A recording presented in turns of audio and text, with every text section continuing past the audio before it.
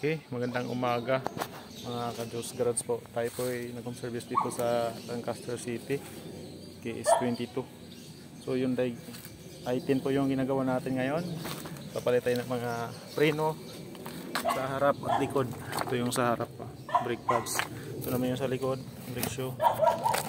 Yan. Kasama na yung wheel cylinder nya kasi may tagas na kabilaan yan.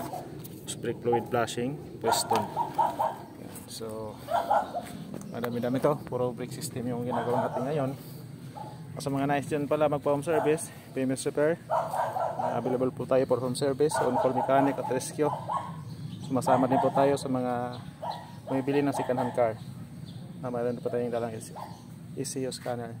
Okay, PM na sa Diyos Garage PH or tumawag sa 775-340-2566 at kami na po pupunta sa inyo.